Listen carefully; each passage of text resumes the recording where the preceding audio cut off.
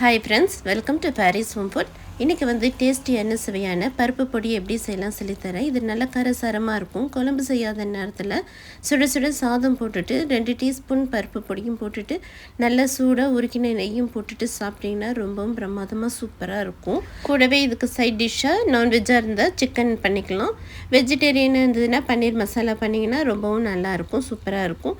வாங்க இந்த டேஸ்டியான பருப்பு பொடி எப்படி செய்யலாம் சொல்லித்தரேன். வீடியோக்குள்ளே போய் பார்க்கலாம். வீடியோக்குள்ளே போய் பார்க்குறதுக்கு முன்னாடி நம்மளுடைய சேனலை சப்ஸ்கிரைப் பண்ணாதவங்க சப்ஸ்கிரைப் பண்ணிக்கோங்க. தேங்க்யூ. பருப்பு பொடி பண்ணுறதுக்கு 1/2 டீஸ்பூன் மிளகு, 1/2 டீஸ்பூன் ஜீரகம், 1 கப் துவரம்பருப்பு, 1/2 கப் சிறுபருப்பு, 1/2 கப் கடலைப்பருப்பு, 1/2 கப் உடைச்ச கடலை, 1 கப் கருவேப்பிலை ஒரு கை கொத்து அளவுக்கு எடுத்துக்கோங்க.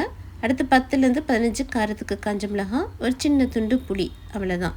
இப்போ இதெல்லாம் வறுத்துக்கலாம். பேன் வச்சுக்கோங்க. 1 கப் துவரம் பருப்பு போட்டுக்கோங்க. எந்த கப்பில் எடுக்கிறீங்களோ அதே கப்பில் எல்லாமே நீங்கள் அளந்துக்கலாம். 1 கப் துவரம் பருப்பு போட்டுட்டு நல்லா வறுத்துக்கோங்க. நல்லா வாசனை வர வரைக்கும், நல்லா பொன்னிறமாக வர வரைக்கும் வறுத்துக்கோங்க. தீயை விட்டுறாதீங்க. நல்லா துவரம் பருப்பு இந்த அளவுக்கு பொன்னிறமாக ஆனதும் இப்போது ஈரம் இல்லாத பிளேட்டுக்கு இந்த வறுத்த துவரம் பருப்பை போட்டுடலாம். அடுத்து அதே பேனில் 1/2 கப் பாசிப்பருப்பு போட்டுக்கோங்க. 1/2 கப் பாசிப்பருப்பும் போட்டுட்டு நல்லா வறுத்துக்கோங்க. சீக்கிரமாக பாசிப்பருப்புலாம் வறுப்பட்டுடும். தீயை விட்டுறாமல் நல்லா வறுத்துக்கோங்க. பாசிப்பருப்பும் வறுத்தாச்சு. இப்போ இந்த பாசிப்பருப்பையும் பிளேட்டுக்கு மாற்றிக்கலாம். அடுத்து 1/2 கப் கடலைப்பருப்பும் போட்டுக்கலாம். கடலைப்பருப்பும் போட்டுட்டு நல்லா வறுத்துக்கோங்க. இந்த அளவுக்கு நல்லா கடலைப்பருப்பு வறுத்ததும் இந்த கடலைப்பருப்பையும் நம்ம பிளேட்டுக்கு மாற்றிக்கலாம். அடுத்து உடைச்ச கடலை 1/2 கப் போட்டுக்கலாம். உடைச்சக்கல்லையும் போட்டுட்டு நல்லா வறுத்துக்கோங்க. உடைச்சக்கல்லையும் சீக்கிரமாக வறுப்பட்டுடும், அதனால் ரொம்ப நேரம் வறுத்துக்க வேண்டாம். லைட்டாக வறுத்ததும் இப்போ இந்த வடிச்சக்கல்லையும் ஒரு பிளேட்டுக்கு மாற்றிக்கலாம். 1 கப் கருவேப்பிலை நல்லா வாஷ் பண்ணிவிட்டு நல்லா ஃபேன் காற்றுல ஆற வச்சுட்டு இப்போ இதையும் வறுத்துக்கலாம். நல்லா முறுமுறுண்டு ஆற வரைக்கும் நல்லா கருவேப்பிலையை வறுத்துக்கலாம். இந்த அளவுக்கு நல்லா கருவேப்பிலை முறுமுறுன்னு வறுத்ததும் இப்போ இந்த வறுத்த கருவேப்பிலையும் பிளேட்டுக்கு மாற்றிக்கலாம். பாருங்கள், கருவேப்பிலை நல்லா இந்த அளவுக்கு நல்லா முறுமுறுன்னு இருக்கணும், உடைச்சா உடையணும். இப்போது இது ஒரு பக்கம் இருக்கட்டும். அடுத்து காஞ்ச மிளகாய் ஒரு 10லேருந்து 15 காஞ்ச மிளகாய் போட்டுக்கோங்க. உங்களுக்கு எவ்வளோ காரம் வேணுமோ அந்த அளவுக்கு நீங்கள் காஞ்ச மிளகாய் போட்டுக்கலாம். இந்த அளவுக்கு நல்லா காஞ்ச மிளகாய் வறுத்ததும் இப்போ இந்த காஞ்ச மிளகாவையும் நம்ம பிளேட்டுக்கு மாற்றிக்கலாம். அடுத்து 1/2 டீஸ்பூன் ஜீரகம், 1/2 டீஸ்பூன் மிளகு போட்டுக்கலாம். மிளகு ஜீரகம் போட்டுட்டு வறுத்துக்கோங்க.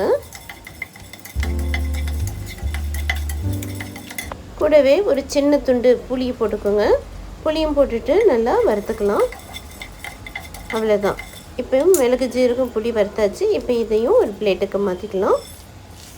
கடைசியாக ஒரு 7-8 பூண்டு போட்டுக்கலாம். பூண்டையும் போட்டுட்டு வறுத்துக்கோங்க. அது கூடவே கொஞ்சமாக 1/2 டீஸ்பூன் கல்லுப்பு, உங்களுக்கு எவ்வளோ உப்பு வேணுமோ அவ்வளோ நீங்கள் போட்டுக்கலாம். 1/2 டீஸ்பூன் கல்லுப்பும் போட்டுட்டு கூடவே கொஞ்சமாக ஒரு 1/2 டீஸ்பூன் பெருங்காயத்தூளும் போட்டுக்கோங்க. போட்டுட்டு 1 செகண்டு மட்டும் நல்லா வறுத்துட்டு ஸ்டவ் வந்து ஆஃப் பண்ணிக்கோங்க. வறுத்த உப்பு, பூண்டு, பெருங்காயத்தையும் பிளேட்டுக்கு போட்டுக்கலாம். இப்போ எல்லாத்தையும் நல்லா ஆற வச்சுருங்க. ஆற வச்சுட்டு மிக்ஸி ஜாரில் நல்லா தூள் பண்ணிவிட்டு வந்துடுங்க. நல்லா குறைண்டு வேணும்னா குறைன்னு பண்ணிக்கோங்க. நைஸாக வேணாலும் நைஸாக பண்ணிக்கோங்க. ஆற வச்சுட்டு தூள் பண்ணிக்கோங்க.